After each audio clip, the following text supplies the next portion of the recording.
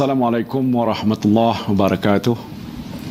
Mr. President, Mr. Secretary General, distinguished representatives, excellencies, ladies and gentlemen. I would like to take this opportunity to congratulate you, Mr. President, on your election as the President of the 75th sessions of the United Nations General Assembly. I also like to thank His Excellency, Mr. Tijani Muhammad Bande, for his commitment, dedications, and leadership, and to congratulate him on successfully completing the work of the 74th session of the General Assembly, in spite of the extraordinary circumstances the world is facing due to the COVID-19 pandemic. Malaysia welcomes the theme of this year's General Assembly, "The Future We Want, United Nations We Need," reaffirming our collective commitment to multilateralism, confronting COVID-19 through effective multilateral actions. I believe the theme resonates well with each of us, appropriately framing what the world needs during a time of much uncertainty. You can be assured of Malaysia's support and cooperation in achieving the goals of these sessions of the General Assembly.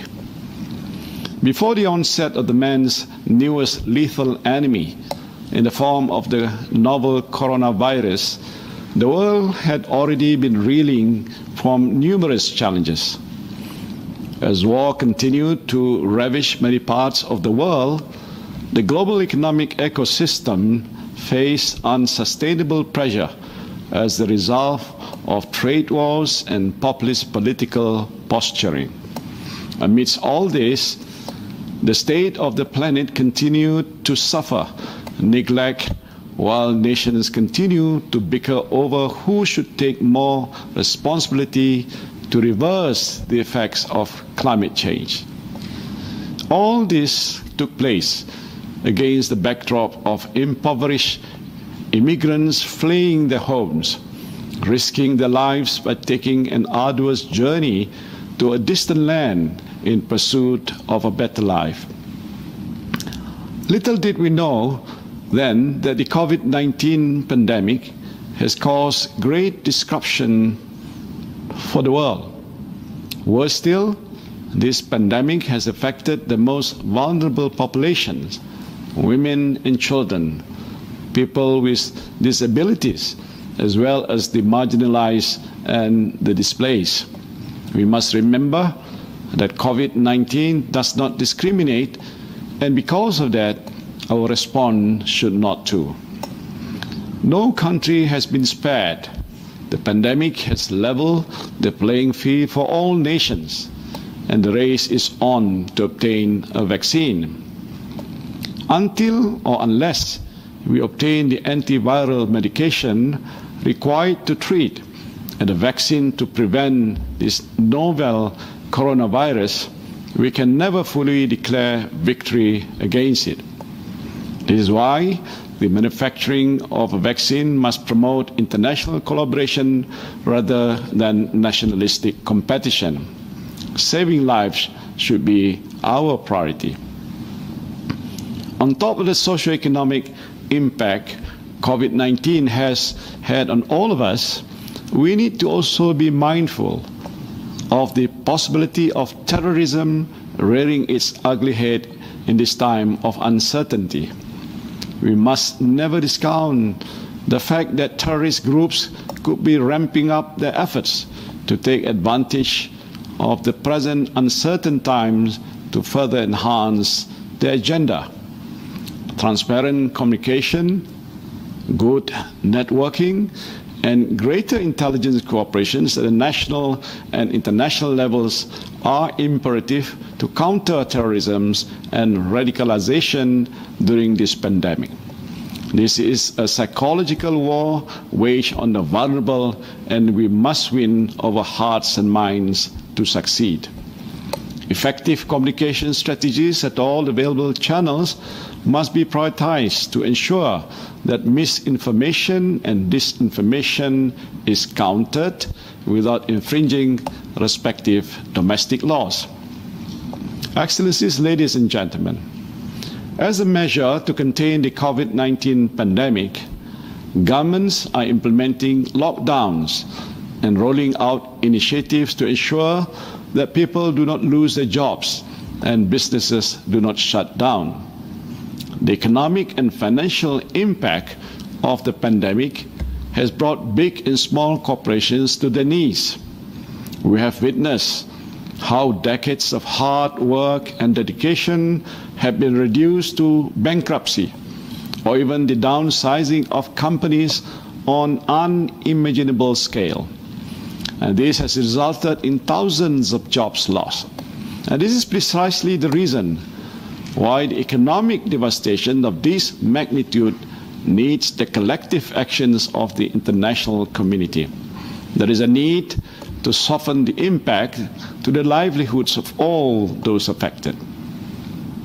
For Malaysia, the government has put in place mitigating strategies to address the socio-economic impacts of COVID-19 has had on our country.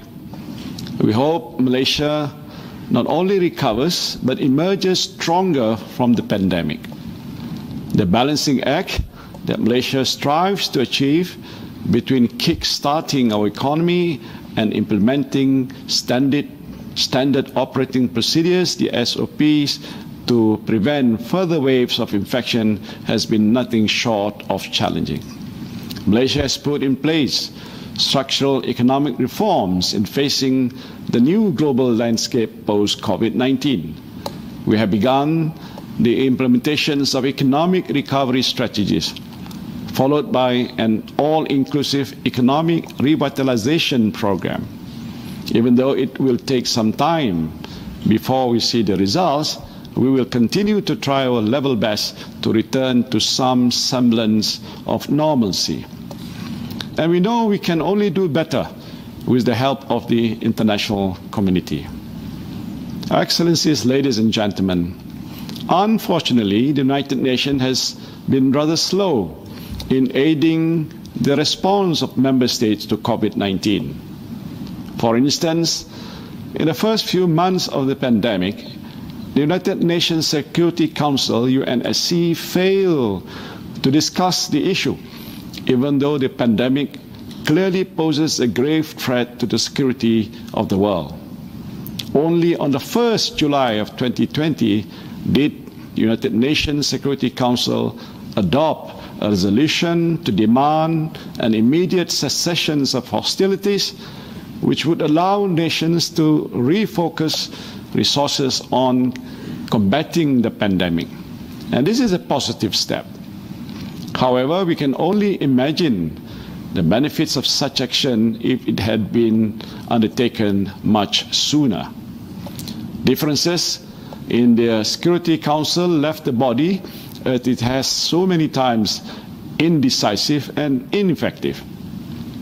We must be brutally honest with ourselves and admit that after more than 7 decades, surely the fate of the world's peace and security should not continue to be left in the hands of a few. It is about time that the composition of the Security Council better reflects the United Nations' current membership. The 5 permanent seats in the Security Council, reserved for the veto-wielding 5 victors of a world war, has proven that the organization needs to be reformed. There would not be an alliance to pursue a common goal if one party thinks it has more right to decide than the others. Since 1946, the veto has been wielded more than 200 times. There is nothing democratic in the way the veto is used. The veto is open to abuse, be it sanctimoniously, hypocritically, to uphold wrongdoing. And this is why we need to move the reform process forward. Only at an improved Security Councils and the United Nations can the world hope to see problems being addressed effectively. One of the most glaring failures of the United Nations is the situation in the occupied Palestinian territory. Despite the countless calls by the international community since the founding of the United Nations, the will of the majority continues to be negated by the few. They hide their true intentions under the guise of national security and the notion of justice. Wars took place and millions lost their lives have portrayed that the very same actors caught in some of the worst tragedies have chosen to remain oblivious. For there to be lasting peace in the Middle East, the prescribed international consensus in conjunction with international law, United Nations resolutions, and the UN Charter, Israel must do several things. First, it must cease all of its illegal settlement activities. Second, it must withdraw its troops from the occupied Palestinian territory and surrounding Arab states. Third, it must allow Palestinian refugees the right to return to their land and property. Fourth, it must restore the original status of Jerusalem. And last but certainly not least, it must restore its credibility and revert to the negotiating table with Palestine. These are not new preconditions. These are merely a reflection of years of diplomatic work and the consensus reached over decades of negotiations.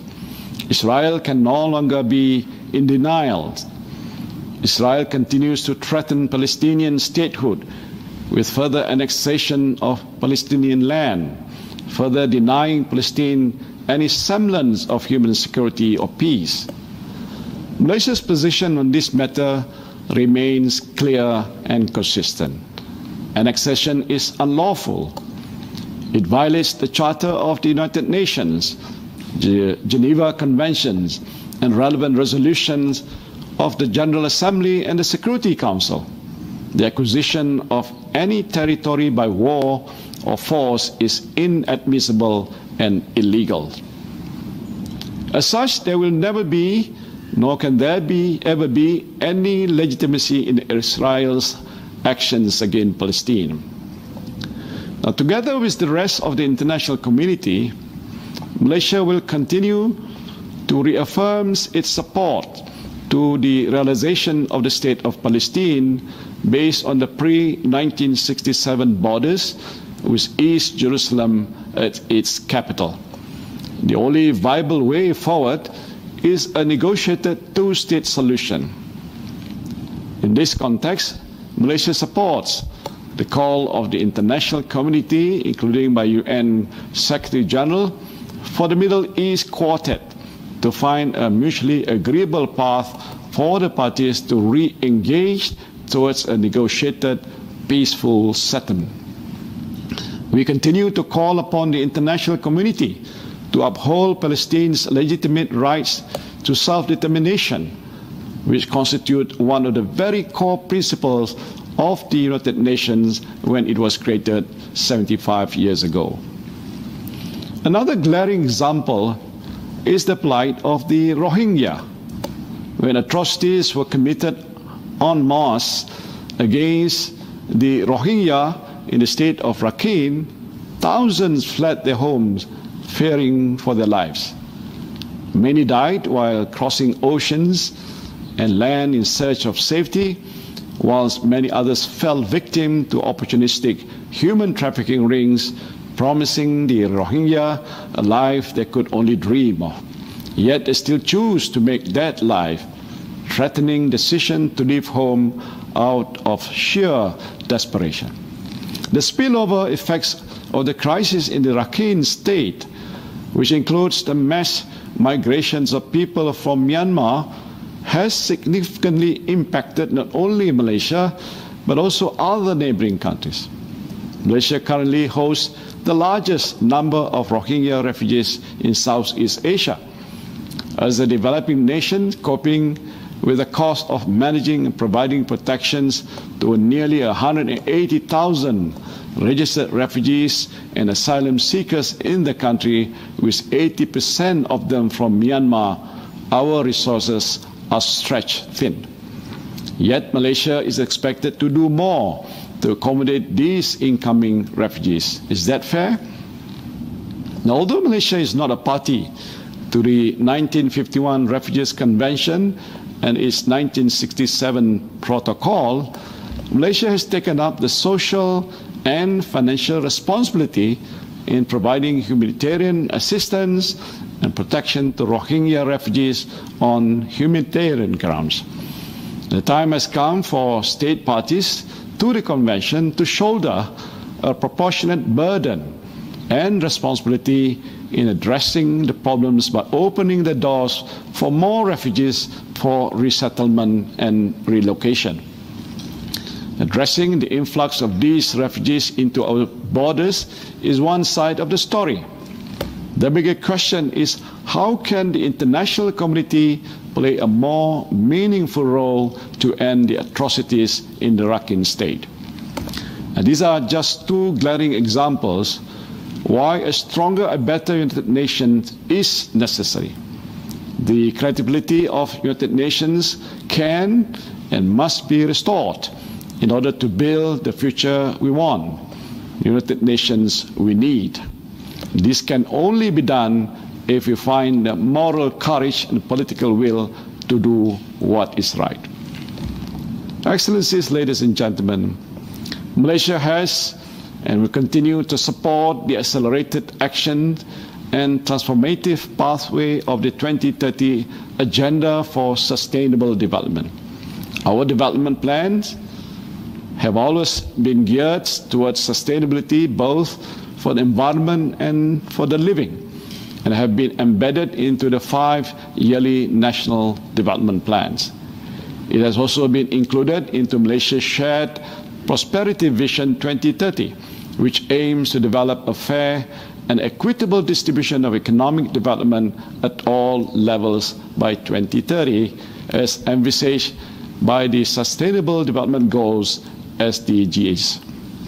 Since Malaysia implemented the Movement Control Order, the MCO, in March, we found that air quality readings in Malaysia has improved twofold, from 28% to 57%.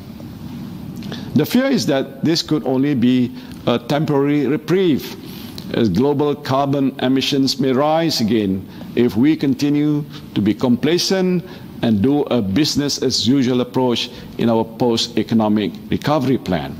The pandemic must therefore be treated as a turning point. It is important for the entire international community to respect the planet's limits and value our natural resources. Just like everybody else, Malaysia is also concerned about the environment. At the same time, Malaysia is one of the biggest producers of palm oil. Many farmers and smallholders are dependent on this crucial commodity to sustain their livelihoods. However, critics have linked palm oil to the destructions of the world's precious rainforests and the extinctions of wildlife. They also claim that it's dangerous to health. These claims are way far from the truth. Malaysia has over 60 national laws and regulations covering the protections of wildlife and the environment, health, the safety and the welfare of workers, and controls of pollutants. We are pleased and honored to inform that we have managed to retain 55% of our rainforest, exceeding 5% of our earlier commitment. Excellencies, ladies and gentlemen, this year marks the 75th anniversary of the United Nations. For the past 75 years, the United Nations has been the center of international relations. In the eyes of some, it can be considered as a failure, while others see it as a success. Call it what you want, but it's difficult to deny that the United Nations has managed to allow human society to progress in so many aspects, from education to the environment, to the health and social security of millions. Unfortunately, in recent times, multilateral commitments are becoming less persuasive because states are less willing to uphold shared values and solve challenges together. Governments are turning inwards, pushing a national perspective that wins more immediate public support. The United Nations should not be a platform to do this. It should be a capable institution that can hear and collectively address the concerns of its members and the problems that beset the world. In preserving stability, tranquility, and peace, Malaysia has long held the belief that our world demands for collaborative engagement by all. It is therefore in our interest that the international community works together to uphold a system based on our shared universal values through dialogues and cooperation. Excellencies, ladies and gentlemen, turning 75 is indeed a significant achievement. As such, let us not see the 75th anniversary of the United Nations go by without a resolve to fulfill our collective responsibilities. We need to build back better for our peoples, not just for now, but also for generations to come. Rest assured that the United Nations has Malaysia's fullest commitment to multilateralism based on the purposes and principles as enshrined in the Charter of the United Nations. Thank you.